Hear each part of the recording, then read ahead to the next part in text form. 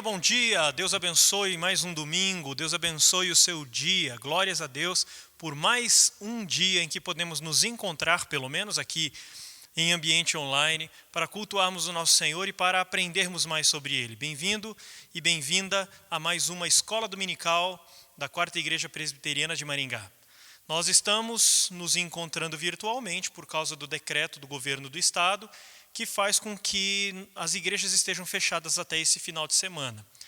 Houve um novo decreto prorrogando algumas medidas e nós sabemos que a prefeitura há de se manifestar agora por essa semana, pelo começo da semana, mas nós vamos aguardar o que vai acontecer para nós sabermos se no próximo final de semana nós poderemos ou não nos encontrar presencialmente. Se você faz parte da lista do grupo de WhatsApp da Quarta Igreja Presbiteriana de Maringá, você tem recebido as nossas mensagens o tempo todo. Temos também, vamos abrir também esse grupo no Telegram.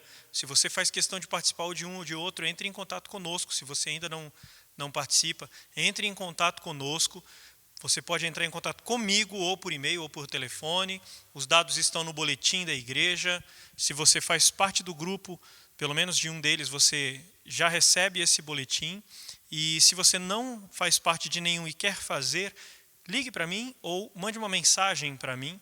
O DDD é 44 e o telefone 99-111-5585. Fala assim: pastor, gostaria de fazer parte do grupo do Telegram, ou pastor, gostaria de fazer parte do grupo do WhatsApp da igreja, e aí eu vou incluir você vai começar a receber as informações, e durante essa semana você vai receber a informação acerca de como serão os cultos no próximo final de semana. Não apenas os cultos. Nós temos outras programações agendadas. Por exemplo, está dito que teremos célula dos jovens no sábado, dia 13 de março, e nós devemos ter plenária da SAF no domingo, dia 14 de março. Mas será que teremos mesmo? Vamos ter que ver o que vai acontecer com a cidade de Maringá ao longo dessa semana agora por causa dos decretos. Eu gostaria, nesse momento, de iniciar esse momento de escola bíblica dominical, convidando você a louvar a Deus pelas pessoas que fizeram aniversário e aniversário de casamento durante essa semana. Essa semana não está sendo uma semana muito boa para a Quarta Igreja, é uma semana de bastante luto, é uma semana de muita tristeza. Nosso irmão Sóstenes Pereira, o nosso maestro Sóstenes, ele faleceu na segunda-feira, no dia 1º de março, foi sepultado na terça. Gisele, João e Antônio estão bem chorosos porque perderam, consecutivamente, o esposo e o pai. E além disso, nós também tivemos na quinta-feira o falecimento da Malu, da Igreja Presbiteriana da Vila Operária, que também passou pela Central. Malu, esposa do Elias, um casal muito querido de muitos daqui da Quarta Igreja. Também na sexta-feira, nós tivemos o falecimento do tio da Ananda, irmão do tio Davi, irmão da tia Neia. Se você conhece esses dois, ou se você conhece a nossa irmã Ananda, então é convidado a entristecer-se com ela também e a orar para que Deus console. E na sexta-feira mesmo tivemos um decreto novo do governo, mantendo muitas das regras do decreto anterior e alterando outras. Então nós temos muitos motivos para nos preocupar e para nos entristecer. Ainda assim, nós precisamos celebrar ao Senhor. Nós precisamos, por exemplo, celebrar que no mesmo dia do falecimento do Sóstenes foi aniversário da Cássia. Então, mesmo quando nós temos motivos para chorar, nós também temos motivos para sorrir. No dia seguinte, na terça, foi aniversário da Luciane Guilherme, a esposa do Anderson, a mãe do Yuri, a mãe do Anderson Júnior. E também foi aniversário do nosso diácono Leandro Horst. Glórias a Deus pela vida da Lu, pela vida do Leandro. No dia seguinte, na quarta-feira, foi aniversário de 41 anos, aniversário de casamento, aliás, 41 anos de casamento do seu Francisco e da dona Pedrina. Glórias a Deus por esse casal e todos os frutos que esse casamento já deu. Então eu quero convidar você para orar nesse momento comigo, daqui a pouquinho, aliás. E nós vamos fazer uma EBD um pouquinho diferente. O pastor Paulo Andriussi vai finalizar a terceira aula acerca do capítulo 12 de Romanos, sobre igreja. E a aula é um pouquinho mais longa, uns 5 ou 10 minutos mais longa do que nós estamos acostumados, mais longa do que estamos acostumados em ambiente online, é claro. Nós estamos encurtando tudo.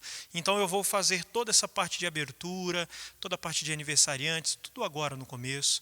E nós vamos encerrar essa escola bíblica dominical com o pastor Andreucci finalizando sua aula. Eu não retornarei aqui para dar abraços ou avisos ou nada nessa natureza depois do Andreucci encerrando sua aula, ok?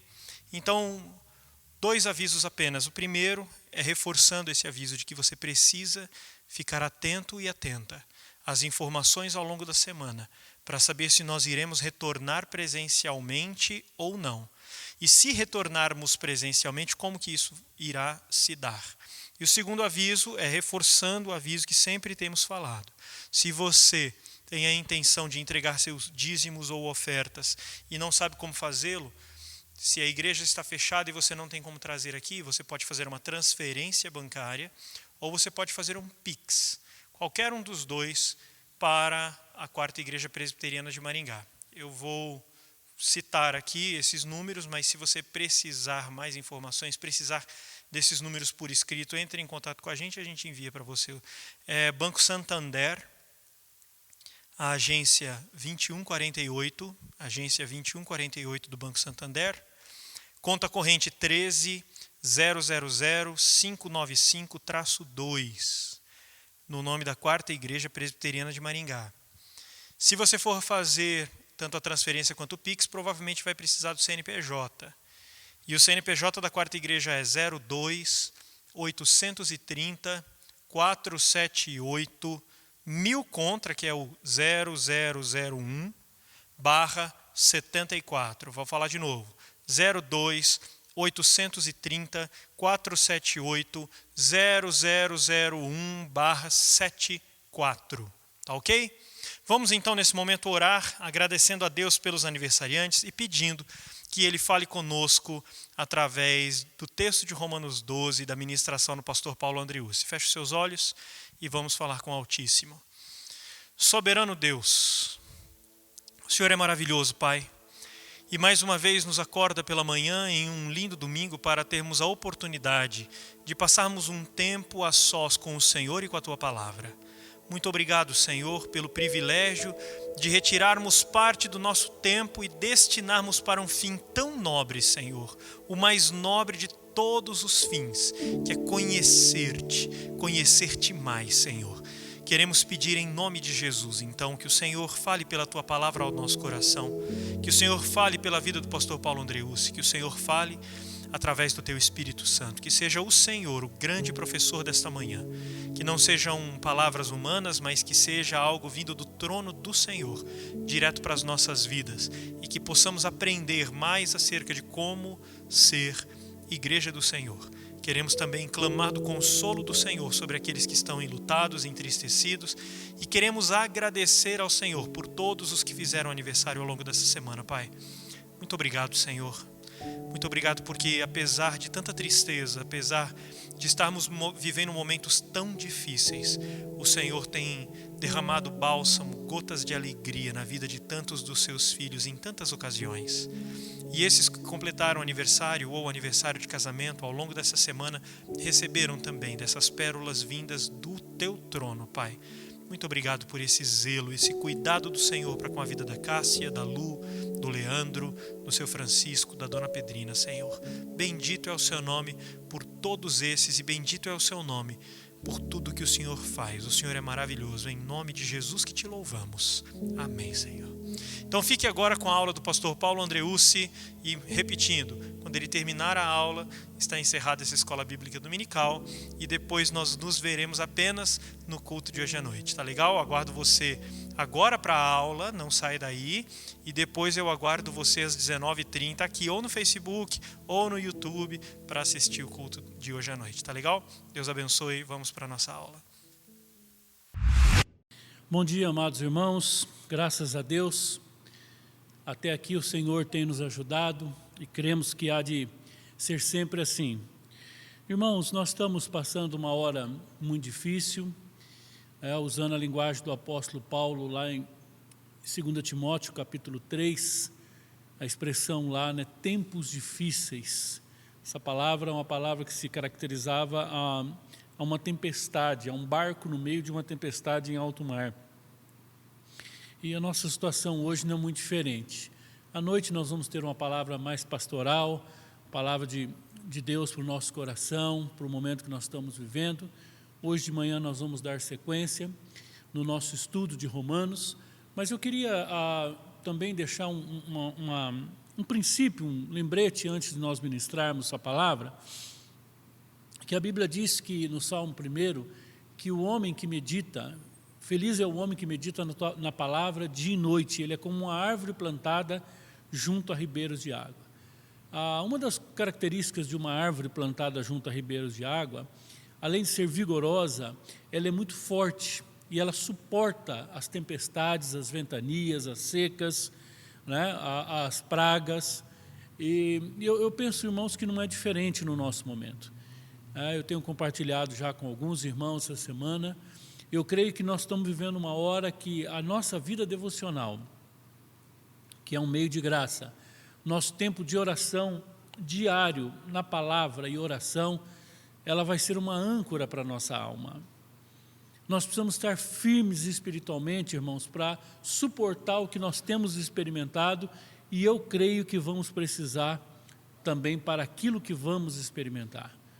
Nós não somos pessimistas, mas nós temos que ser realistas. É uma hora difícil.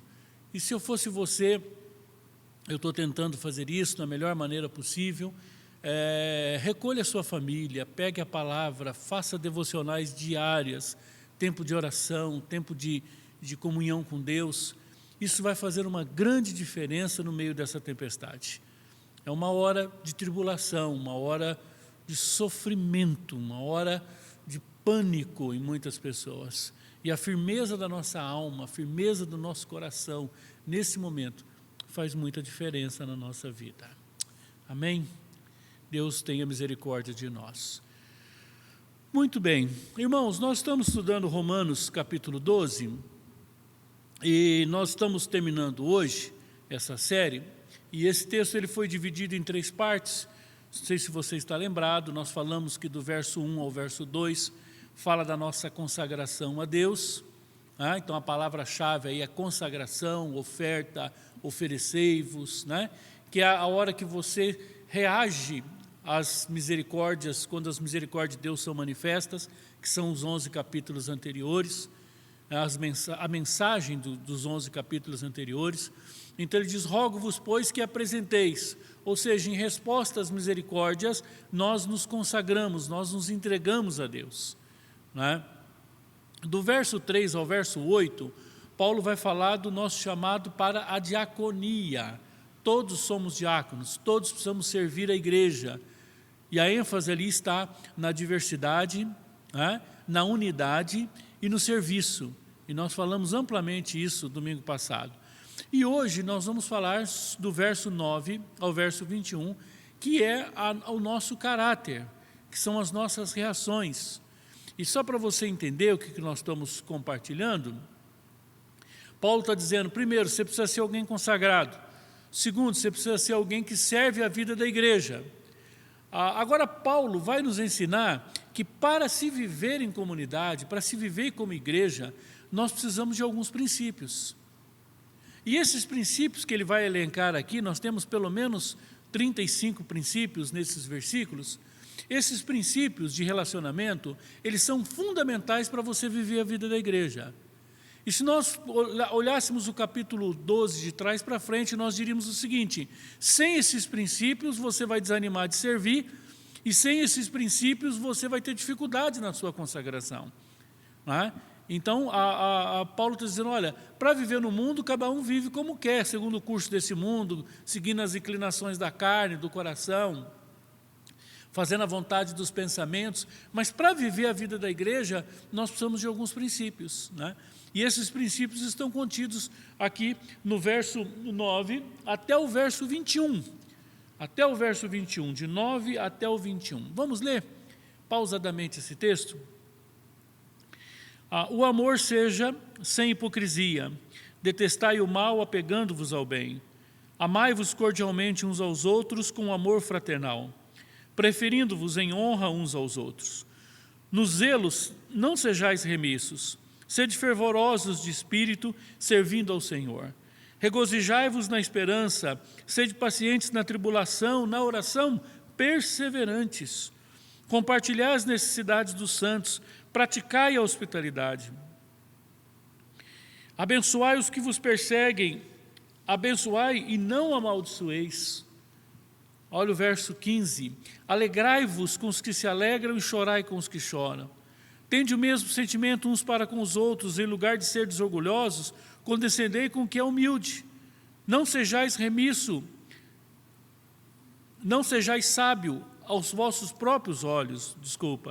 Verso 17. Não torneis a ninguém mal por mal, esforçai-vos por fazer o bem perante todos os homens. Se possível, quando depender de vós, tende paz com todos os homens. Não vos vingueis a vós mesmos, amados, mas dai lugar à ira, porque está escrito: a mim pertence a vingança, eu é que retribuirei, diz o Senhor. Pelo contrário, se o teu inimigo tiver fome, dá-lhe de comer. Se tiver sede, dá-lhe de beber, porque fazendo isso, amontoarás brasas vivas sobre a sua cabeça. Não te deixes vencer o mal, mas vence o mal com o bem. Irmãos, essa lista maravilhosa, essa lista difícil, né? Se nós pensarmos no ponto de vista da prática, uma lista muito difícil de ser praticada. E obviamente que só alguém cheio do Espírito, do capítulo 8, obviamente que só alguém que já está na cruz, justificado, do capítulo 4, obviamente só alguém que está arrependido, restaurado, como o final do capítulo 3, obviamente que só alguém que está em processo de santificação, do capítulo 6, é que vai conseguir praticar essas questões. Então, é muito importante nós entendermos que o livro tem uma unidade de sentido. Todo o livro de Romanos está dentro de uma visão. E aqui nessa dobradiça do livro, entre a parte teórica e a parte prática, nessas três dimensões da nossa vida com Deus, que é a nossa consagração, o nosso serviço e o nosso testemunho, Paulo vai relacionar aqui esses 30 e poucos princípios fantásticos. É como se ele dissesse para nós: olha, eu não sei como é que você vivia aí fora, mas a hora que você entrar para a vida da igreja, você tem que ter princípios. E se você não praticar esses princípios, se você não for governado por esses princípios, você não vai ficar dentro da igreja. Eu e você conhecemos pessoas que entraram para a igreja, que se batizaram, motivados, animados, com vontade de servir, de trabalhar, e na primeira decepção ele foi embora e nunca mais voltou. Eu e você conhecemos pessoas que tinham uma vida na igreja de serviço, de cargo, de função, mas quando as decepções chegaram, e elas vão de chegar, porque nós vamos para a igreja, irmãos, a vida da igreja é uma vida difícil, na igreja tem pessoas com problema. Aliás, todos na igreja têm problema. Nós convivemos com pecadores. E mais do que isso, a Bíblia diz que além dos crentes que ainda estão em processo de santificação, que não foram transformados, além das pessoas que não experimentaram ainda uma santificação na vida, tem os crentes carnais, mas a Bíblia diz ainda que o joio está no meio do trigo. Então não se iluda, há muita gente que está dentro da igreja que não é convertido. E essas pessoas ficam dentro da igreja, e essas pessoas Deus permite. Eu até brinco que essas pessoas são lixas de Deus, que Deus usa para lixar a gente, para nos santificar, nos provar, pessoas difíceis, reações, mau testemunho, comportamento, pessoas que você tem dificuldade de conviver. Quando você vai se relacionar, você tem problema, você tem dificuldade, porque são ímpios dentro da igreja, são pessoas que nunca nasceram de novo. Só que o mau comportamento do outro não pode determinar a sua reação. E aqui que está o segredo dessa lista, quando Paulo vai elencar aqui essa lista de princípios de caráter, de comportamento dentro da igreja, isso aqui é uma forma de você se preservar, de você não permitir que o mau comportamento do outro determine o seu mau comportamento. Que você não possa viver por reação, mas por ação. Que você não faça as coisas por reações. Alguém te trata bem, você trata bem. Alguém te trata mal, você trata mal. Alguém é grato a você, você faz mais. Alguém é ingrato, você abandona. Isso aí é o princípio do mundo. O que Paulo está dizendo é que nós vamos para a vida da igreja já com os nossos princípios,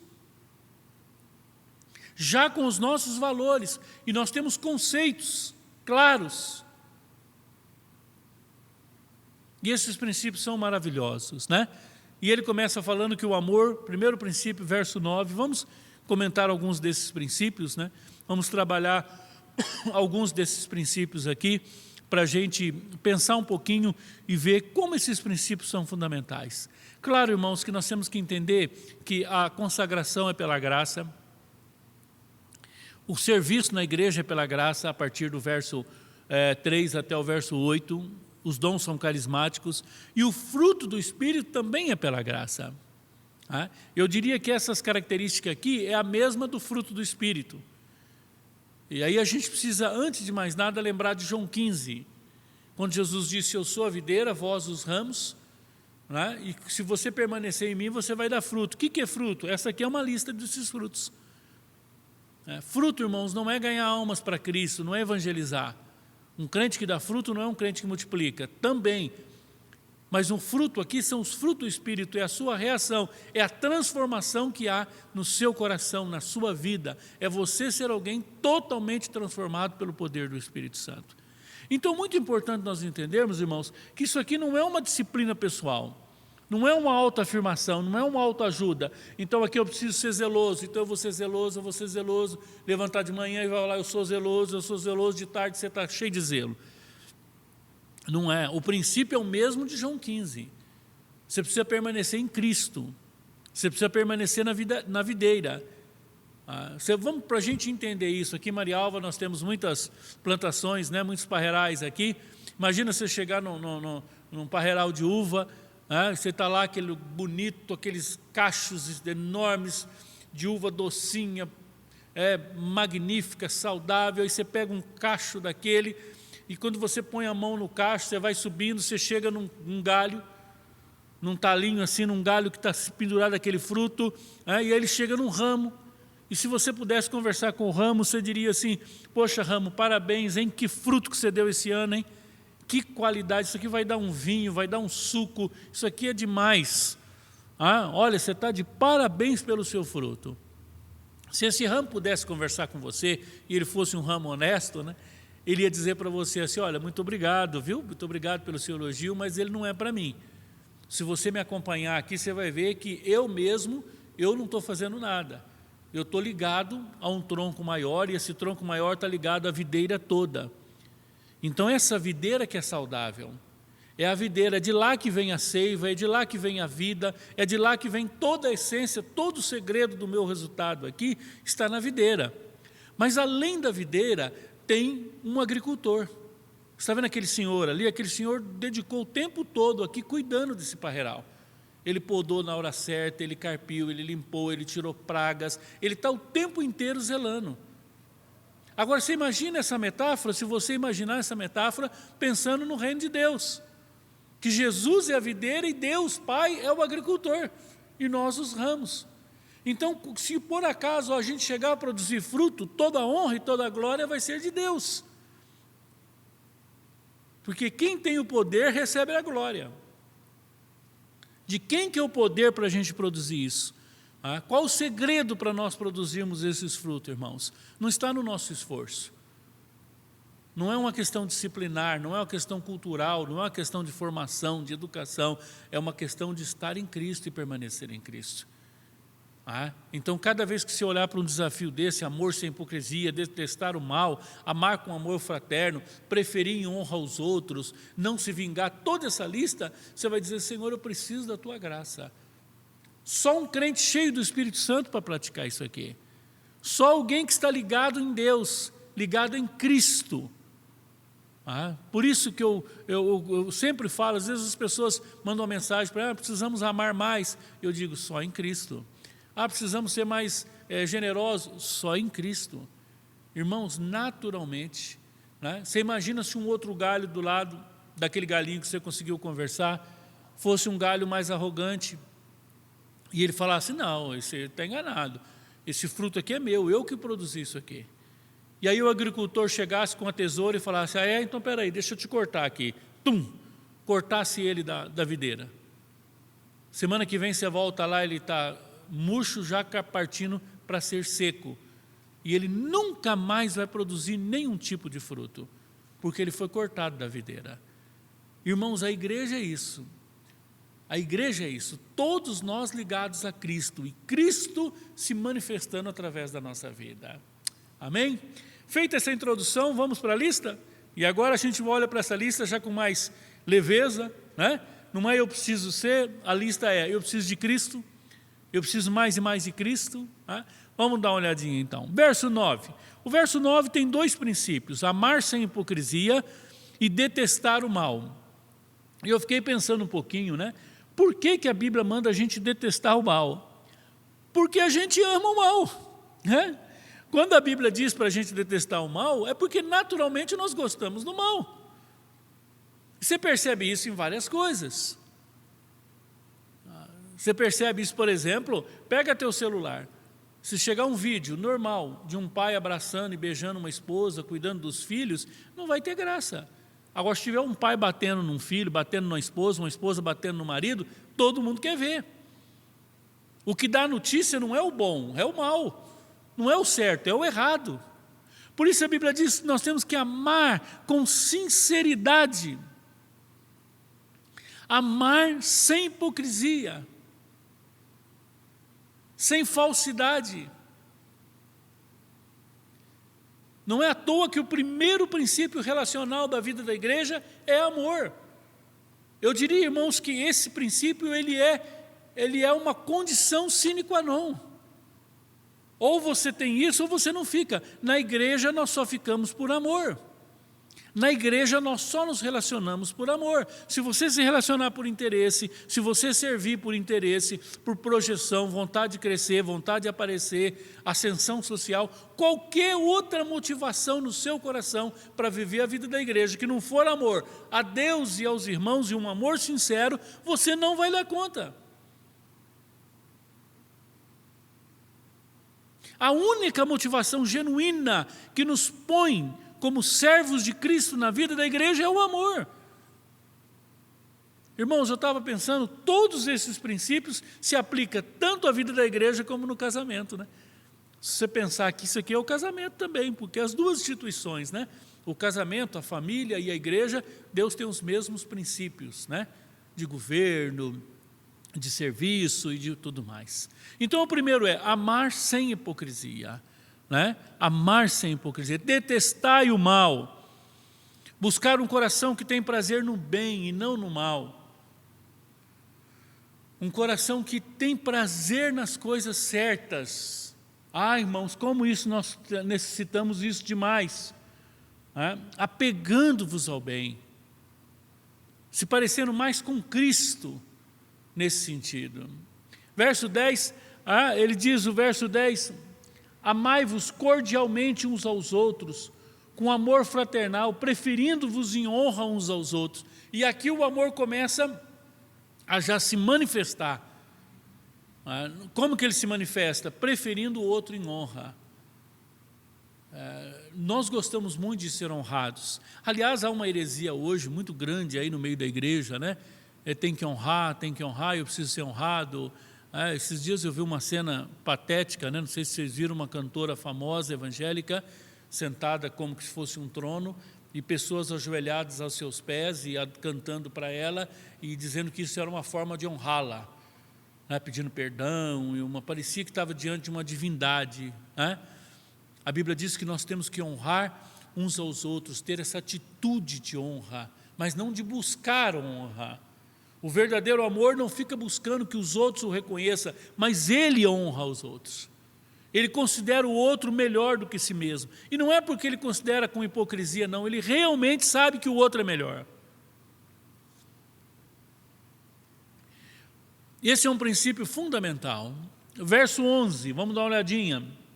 No zelo não sejais remissos, sede fervorosos no espírito, servindo ao Senhor. Irmãos, eu fico olhando, esse texto aqui, ele pega muito a maneira como nós tratamos as coisas de Deus e as coisas da igreja, né? A palavra remisso significa mão curta, né? fazer segurando, encurtando as situações, né? Sede fervorosos no espírito, servindo ao Senhor, zelosos com as coisas de Deus.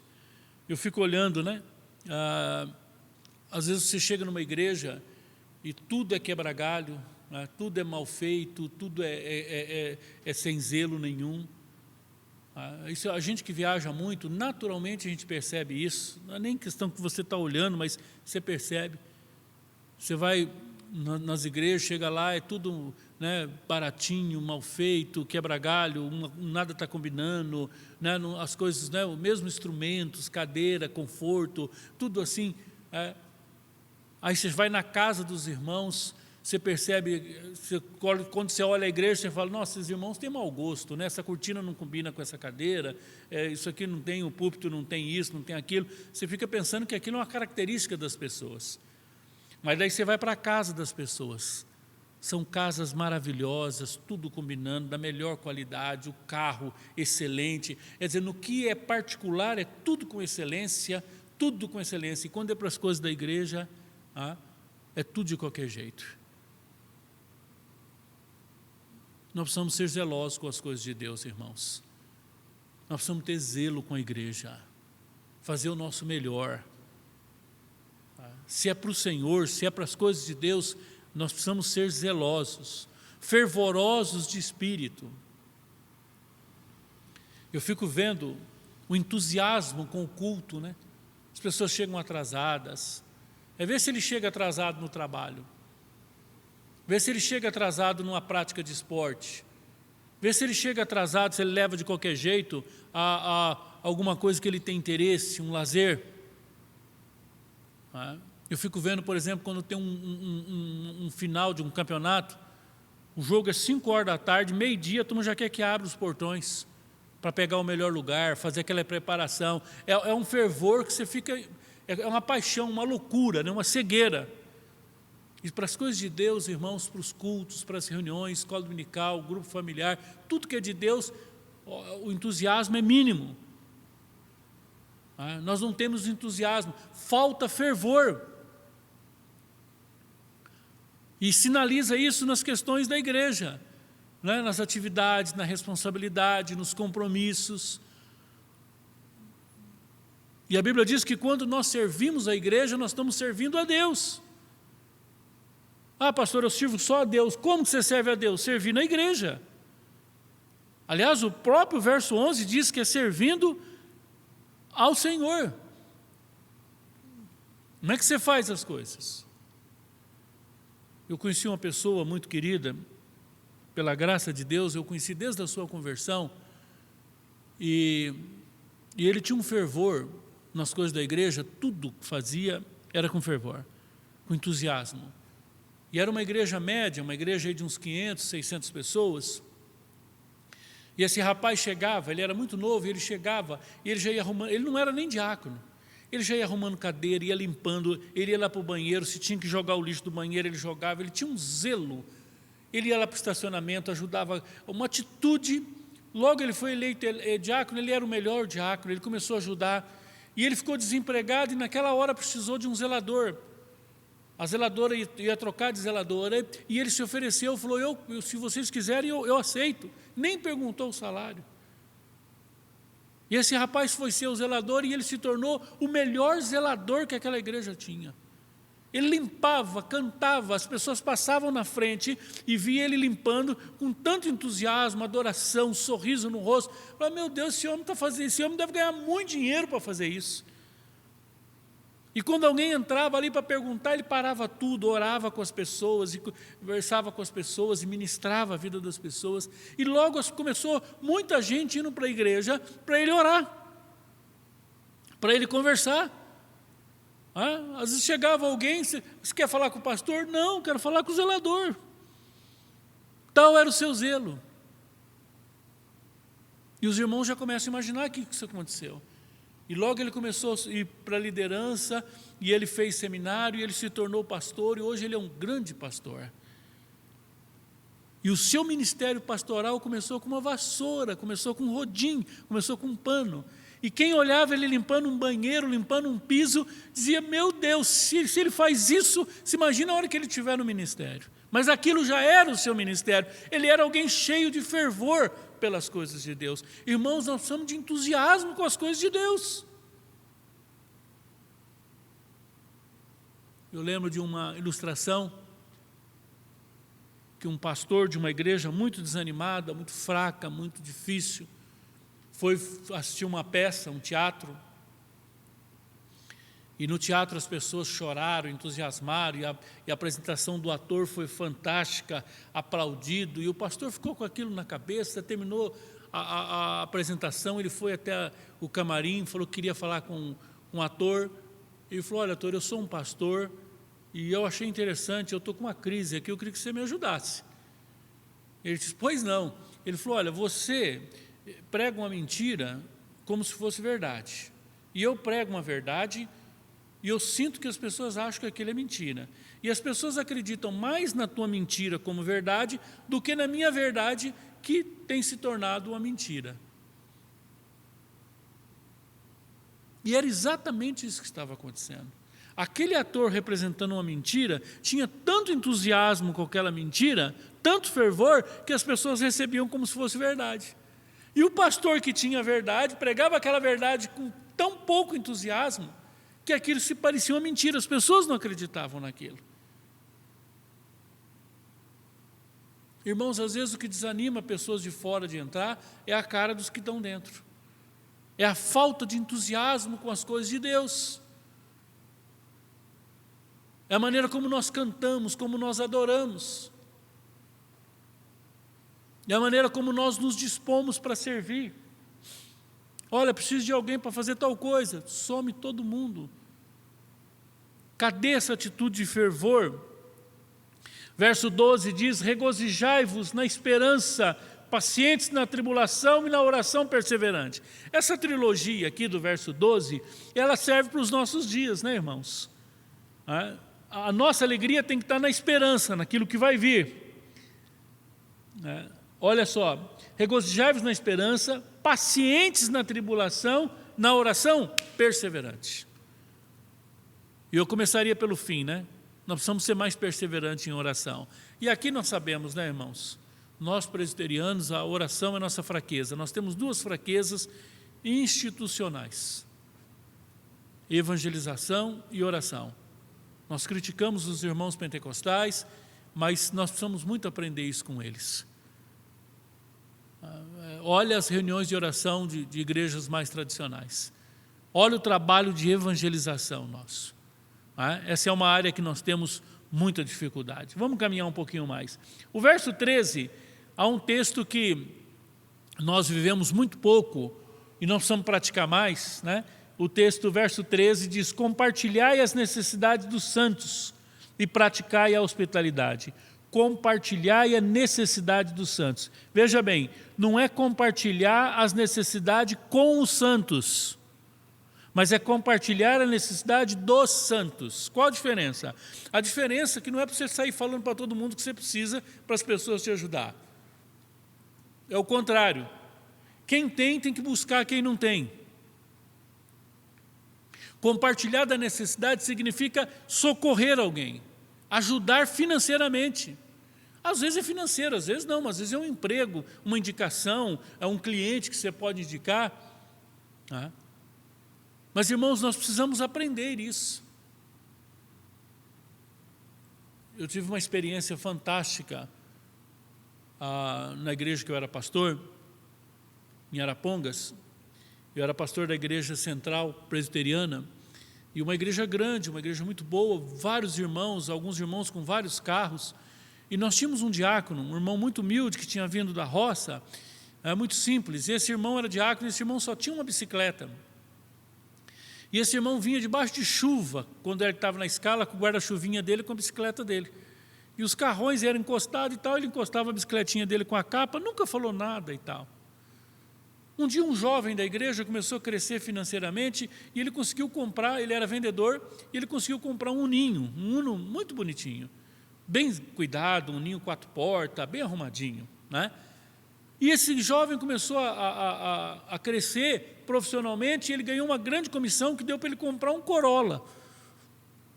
Teve lá um momento especial nas suas vendas e ele comprou um Corolla. E ele me procurou e disse: pastor, eu estou querendo fazer uma loucura. Eu falei: o que é? Ele disse: pastor, eu consegui comprar esse carro, meu plano de trocar de carro era mais 3 anos. Meu Ninho está tão bom e eu comprei esse Corolla, que era o carro que eu queria comprar. Um jovem solteiro. E ele disse: mas a hora que eu cheguei em casa, que eu vi 2 carros, eu tive nitidamente, eu sou solteiro, eu moro sozinho, eu tive a nítida sensação de que eu não preciso de 2 carros e que um daqueles carros não eram mais meus. E eu olhei para aquele Uno e disse: Senhor, me orienta, eu quero dar esse carro, não quero vender. E na hora ele disse: pastor, e esse diácono me veio na minha mente. Eu falei: meu irmão, vai lá e faz isso. E eu lembro da experiência linda, de alegria, de entusiasmo, algo que mudou totalmente a sua vida. Não do que recebeu, mas do que deu. Esse rapaz pegou o carro dele, foi até a casa desse diácono, chegou lá, tinha uma menininha pequena, ele disse: olha, meu irmão, vim aqui te fazer alguma coisa que Deus me mandou. Está aqui meu carro, isso aqui é um presente para você. Até hoje, ele colhe frutos dessa alegria. Claro que quem ganhou também ficou muito feliz, passou a cuidar muito bem do carrinho, dia de chuva ele ia com o carrinho dele, todo mundo olhando, sabia que era um presente de Deus. Mas a pessoa que deu, que viu a necessidade, esse diácono era alguém que ganhava pouco, dificilmente ele ia conseguir comprar um carro. Eu não sei, isso é um milagre, porque na igreja tinha vários irmãos que tinham 2, 3, até 4 carros em casa, e nem passa na cabeça de alguém de dar um carro, né? E esse irmão compartilhou da necessidade dele. Disse: eu estou vendo a sua necessidade, eu tenho, e eu preciso dar. Irmãos, esse é um princípio maravilhoso. Compartilhar as necessidades. Abençoai os que vos perseguem, e não vos amaldiçoeis. Aqui o verso 14 é uma provação, uma tentação. Porque nós reagimos assim: me tratou bem, eu trato bem, me tratou mal, eu trato mal. E aqui a Bíblia está dizendo: olha, se alguém está te perseguindo, se alguém tem alguma coisa contra você, abençoa ele e não amaldiçoe. Não amaldiçoe. Você diz: pastor, mas nós podemos amaldiçoar? Como? Claro que pode. Constantemente a gente vê isso. Vamos correr um pouquinho, verso 15. Eu queria me deter aqui no verso 15, eu creio que esse texto aqui nós vamos pontuar apenas alguns princípios, né? A lista é muito grande, mas eu queria tratar especificamente desse, que é: alegrai-vos com os que se alegram e chorai com os que choram. Irmãos, aqui nós temos um dos problemas mais sérios dentro da igreja. Chorar com os que choram é a coisa mais fácil que tem. Se alguém recebe uma notícia que está com câncer, que está doente, um desemprego, uma morte, nós nos unimos. Na dor, nós somos muito bons para se unir. No sofrimento, nós ficamos tocados, facilmente a gente se abraça, né? Isso aí é muito mais fácil. Mas o grande problema está na primeira parte: alegrai-vos com os que se alegram. Gente, como é difícil se alegrar com a pessoa que se alegra. Sabe por quê? Porque a alegria do outro, ela mexe na tua inveja. A alegria do hoje mexe nos teus ressentimentos, nas tuas mágoas. Você pode ver, veja na tua vida, quando você recebe uma bênção, uma grande alegria, com quem que você pode compartilhar? Poucos. Poucas pessoas conseguem participar da tua alegria.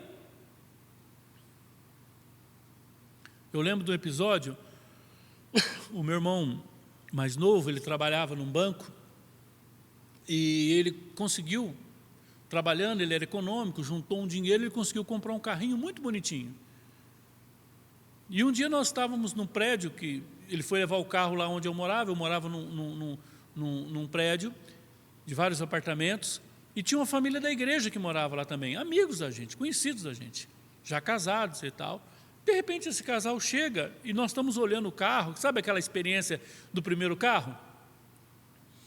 E ele todo feliz, um menino de 18 anos comprando um carrinho bonitinho daquele, era usado, mas bem arrumadinho. E aí essa família chegou, por que vocês estão tão contentes aí? O que está acontecendo e tal? Tudo bem? E aí o meu irmão, já de entusiasmo, já não se contendo, falou, olha que bênção, gente, o carro que Deus me deu.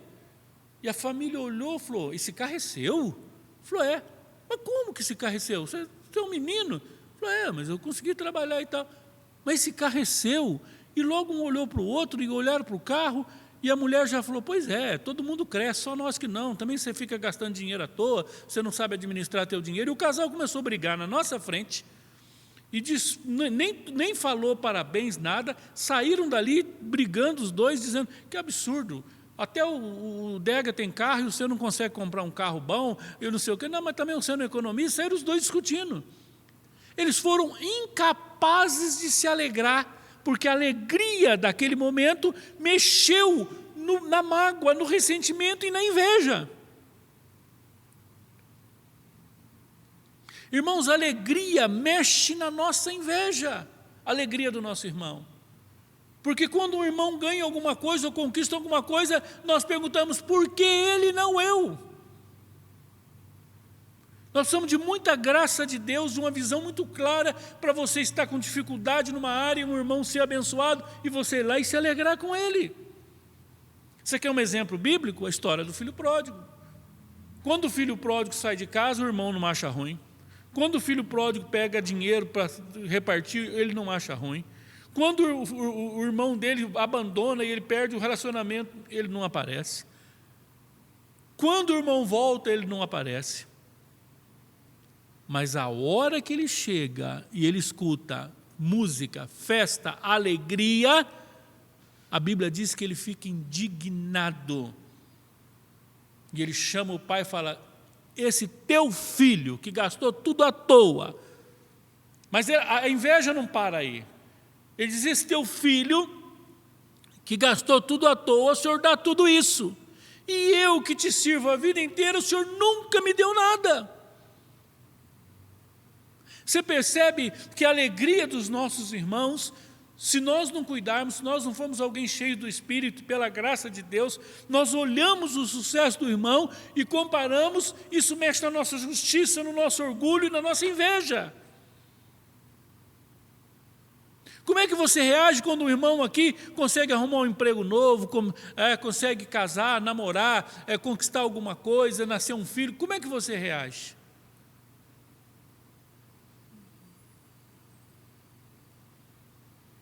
Irmãos, quando nós contamos uma bênção, poucas pessoas vêm se alegrar com a gente. A Bíblia diz, alegrai-vos com os que se alegram, chorai com os que choram. Tendes o mesmo sentimento uns para com os outros. No lugar de orgulho, você tem que estar com humilde. Em vez de ser sábio, com os seus próprios olhos, seja alguém quebrantado. E eu quero terminar falando sobre um tema muito complicado, que é vingança. Há muitas formas de vingança. O verso 19 diz, e não vos vingueis a vós mesmos, amado, mas dai lugar à ira, porque está escrito, a mim pertence a vingança, eu é que retribuirei, diz o Senhor. Bom, primeiro que todos nós temos uma história de injustiça na nossa vida. Todos nós temos uma história de alguém que se aproveitou de uma situação e levou o que era nosso. Todos nós temos uma história de alguém que nos roubou, ou roubou um tempo, roubou um dinheiro, um patrão que não foi honesto, um empregado que não foi honesto, um dinheiro emprestado, uma situação, todos nós temos. Todos nós temos nos nossos relacionamentos, especialmente dentro da igreja, nós temos pessoas que podem nos ferir nessa área. E o primeiro sentimento que nós temos, irmãos, quando alguém nos magoa profundamente, é o desejo da vingança. E a Bíblia diz que nós não podemos nos vingar. Agora, vingar é uma tentação. Vingar é retribuir, é fazer justiça. Nós chamamos de fazer justiça, mas é vingança. A nossa mão é pesada.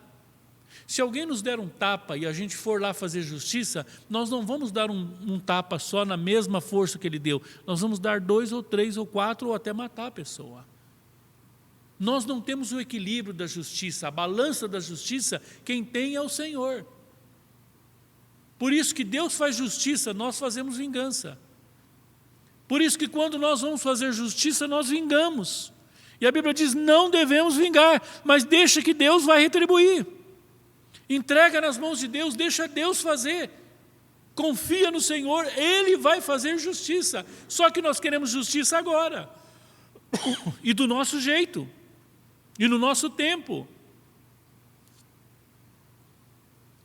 Tem hora que eu percebo que nós nos comportamos como Jonas. Jonas ele pregou com espírito de vingança. Ele falou, vou até pregar. Quando ele, depois de resistir para todo lugar, quando ele falou, agora eu vou. Ele falou, mas eu vou pregar, mas esse povo vai morrer todo mundo, Deus vai fazer um estrago aqui, não vai sobrar um. Aqui. Nínive vai ser arrasada. E ele pregava tudo aquilo. Quando esse povo se arrepende, e Deus perdoa esse povo, ele fica indignado. Porque ele não queria justiça, ele queria vingança. E na nossa linguagem ele fala para Deus, eu sei, Senhor, eu sabia, por isso que eu não queria ir.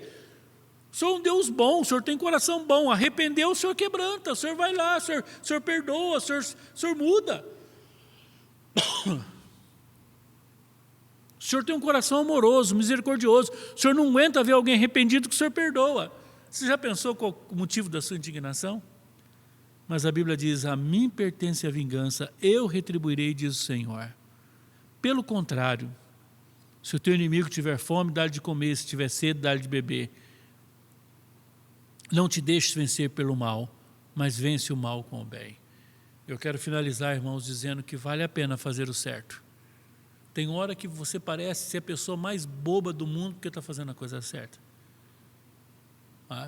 Tem hora que você parece ser a pessoa mais boba, está todo mundo fazendo errado, você fala, eu também tenho que fazer o certo.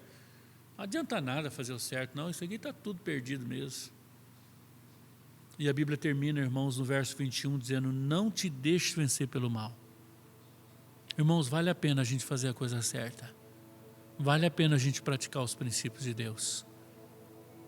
A Bíblia diz que haverá um dia, Malaquias fala isso, em que nós vamos ver a diferença entre quem serve a Deus e quem não serve a Deus. Parece que não vale a pena servir a Deus. O povo começou a reclamar e disse, de que vale a pena? O que vale? Fazer a coisa certa, ser justo, olha aí o que a gente ganha. E aí o profeta vai dizer, olha, vale a pena. Porque um dia vós sabereis a diferença entre quem serve a Deus e quem não serve a Deus. Irmãos, esses princípios maravilhosos, uma igreja que pratica esses princípios aqui, ela reflete a glória do Senhor. E a Bíblia diz que os homens virão as nossas boas obras, vão crer e glorificar a Deus.